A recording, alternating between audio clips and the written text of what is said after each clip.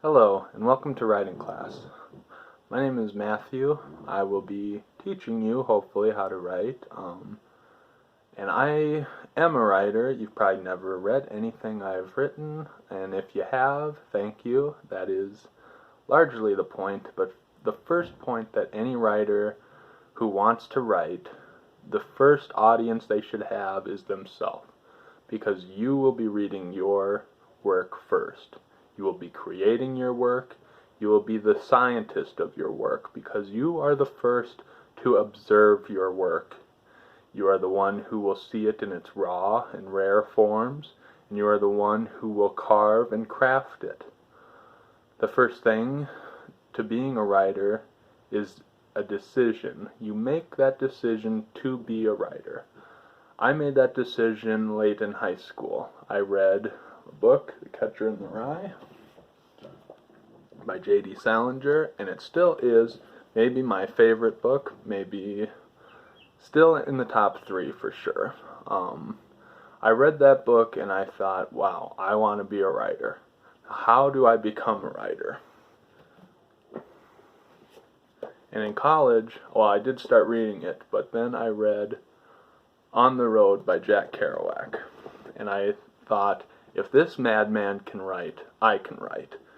The story he writes is about him and his friends. Both of them are in a style which is first person, where the author is telling you the story. And whether or not you can believe it, people do want to hear your stories. Your stories open up worlds to people, and people want to look into different worlds. Now, who should write? Everyone, in my opinion.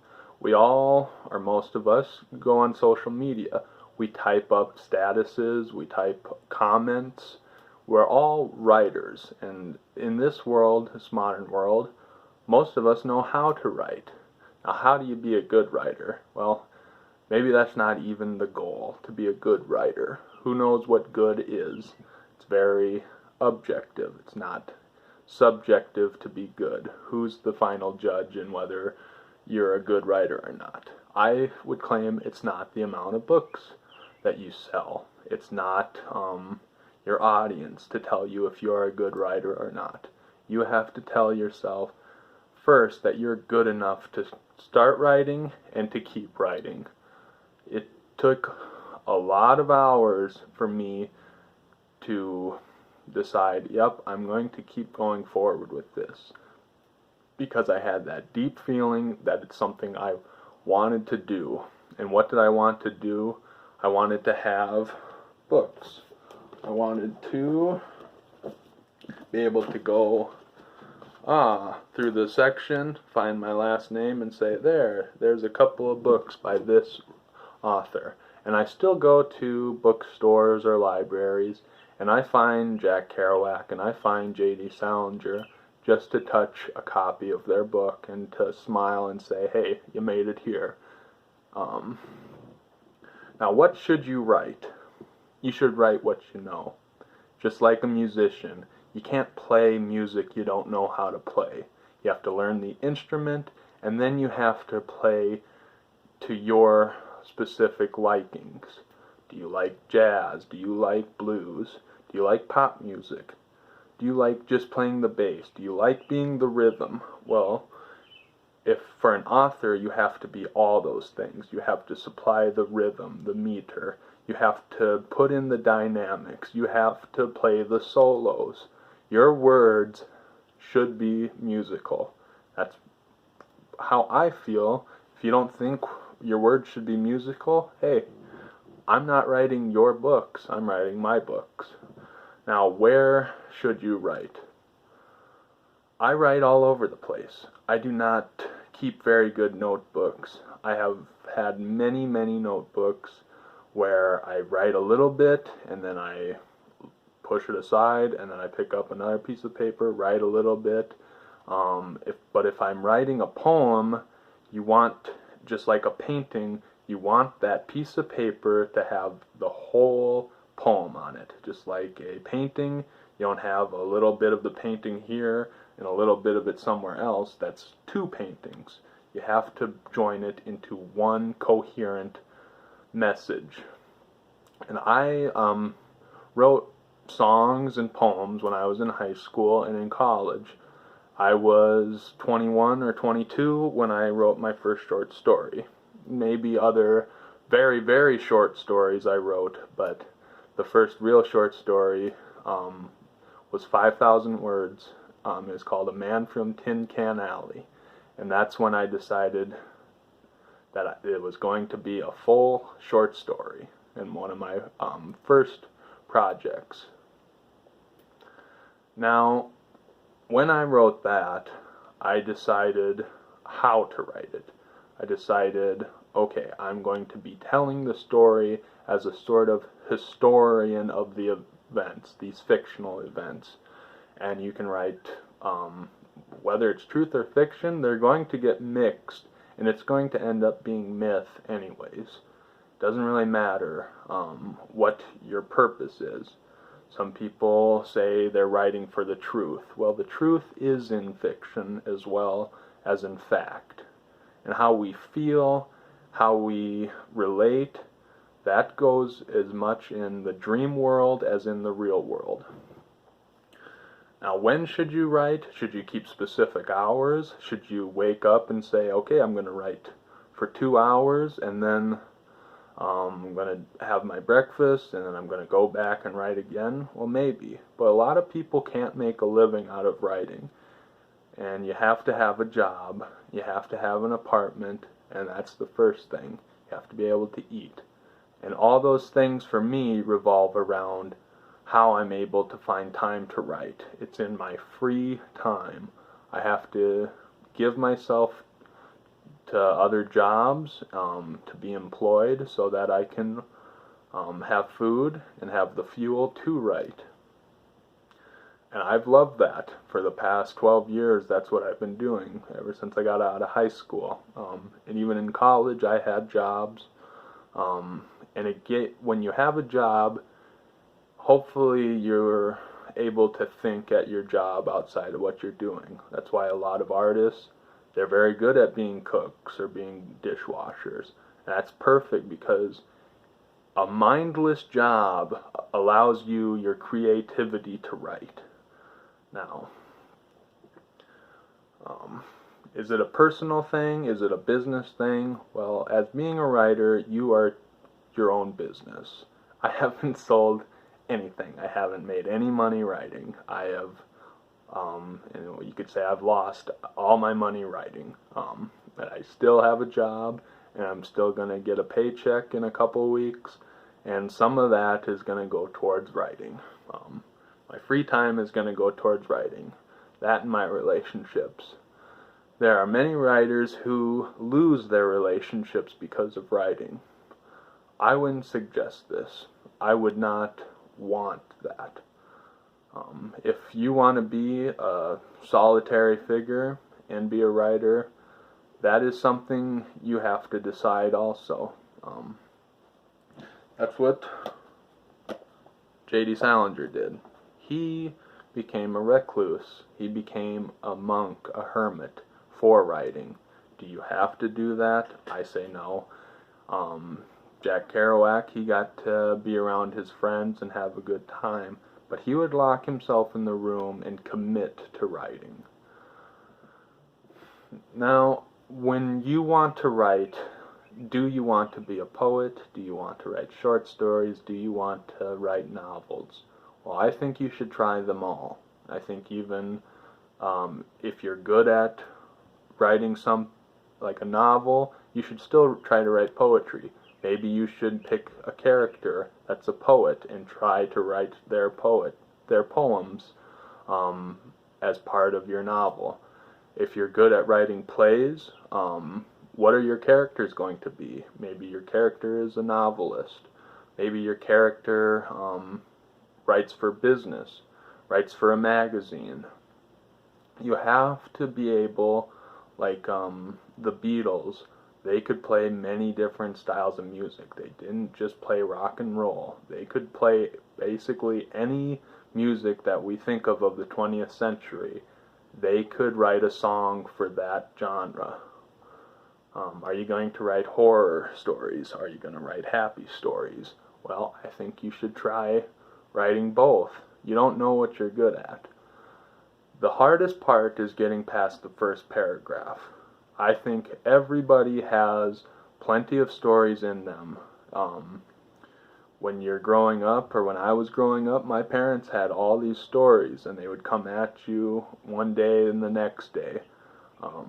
You didn't get them all in one sitting, but after you grow up and you're 18 years old, you've heard a lot of your parents' stories. But then when you start getting into your 20s, I'm 29 right now, I started hearing different stories. Because, you don't tell children the same stories you tell adults. And the beautiful part about it is holding back some stories to give later. And that's the same within a novel. You need to be able to hold back. You need to be able to string along a story, hold back, and then give the punchline. It's just like comedic timing. You have to be able to form something until you're ready to deliver the final anecdote where it says, this is what I was leading up to. And that's can be hard to do. It certainly is hard to just even put all your ideas into your story arc. If you have a character, my first novel had one character telling the story of himself growing up. And where do you place all these stories? Well, for him, it was fairly chronological. He's like, this is what happened when I was 8, this is 9, 10. It was fairly chronological, but he goes back and forth. He's telling the story as an old man, and he goes back and forth between the past and the future. That's something Ken Kesey does in Sometimes a Great Notion. Faulkner does that, where the story isn't exactly chronological. Maybe you come through time that way, second by second. The calendar flips over, going 1, 2 by real numbers, whole real numbers. But a story, like I said, with your parents, they bring things in shades. And the beautiful part about that is that's how the mind works. There's days that I'm mindlessly at work, and I'm thinking about my friends when I was, in kindergarten. I'm thinking about my friends when I'm in college, and it goes back and forth. It's a wide expanse of years, and I think the older and older you get, the more you jump around. Where is that cushion that you rest your head on for what you specifically like? People have good and bad years of their life. Sometimes it's nice to not think about the bad times, but other people, they dwell on the bad times. I think it's very therapeutic to write about your bad times, because you can stick yourself where you're just thinking of something bad, but when you put it into words, you say, well, now that I see it, now that I observe it, it's not as bad as I thought. Because it's just like when you're in a relationship, you have all your baggage that you carry with you. It's liberating to tell somebody that cares about you what your baggage is, what your bad feelings are. Not that you should be harsh or that you're using them to hurt the person who's listening. I wouldn't say you should hurt your audience, but you should show them what your pain is. And because everybody goes through the same things. Like, it's very hard to say that you had it worse than everybody else. It's very common to go through heartbreak. It's very common to experience death. We all do it. We've all had pets. We've all had family members.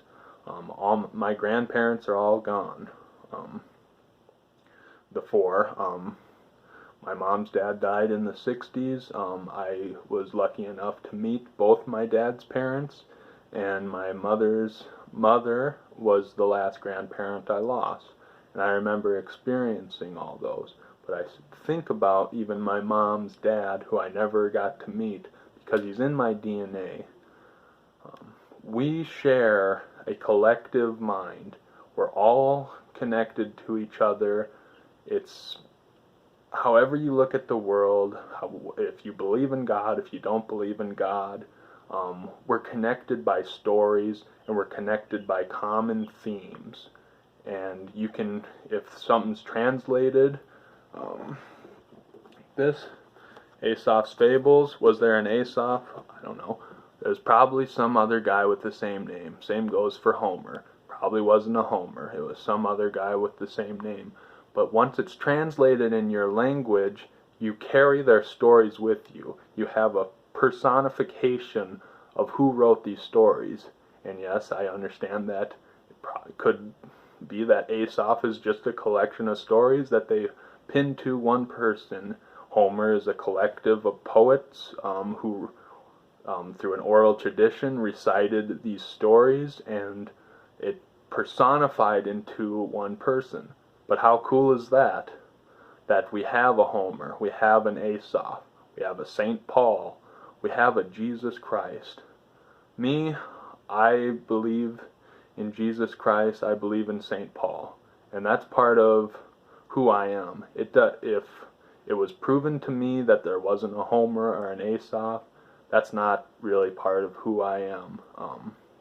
The point here isn't to convince you about Jesus Christ. I'm convinced about Jesus Christ. That's enough for me. But how do we know who Jesus Christ is? Through stories. How do you know who that grandparent you never got to meet is? Through stories. How are you going to meet people you've never met? Through your writing. How are you going to share people that the world hasn't met? Through your writing. And I believe anybody can do that, and I believe everybody, in a sense, should do that. You should share your stories. You should make your friends into these higher than life figures that can be carried and passed down from reader to reader, and so they can be enjoyed and celebrated. Put all the warts, put all the pimples, put messy hair, give them clothes with stains on them, you know, the good and the bad. Don't tear down anybody, but show them for who they are. For humanity has all kinds of people in it, and they make up who we are. We are a collective. We need each other. We need to look at each other, because that's as much as looking in the mirror or looking at God, or it's as close as we get to looking at God, is to look at each other. I suppose I'll end this rant by saying God bless you, and I love you.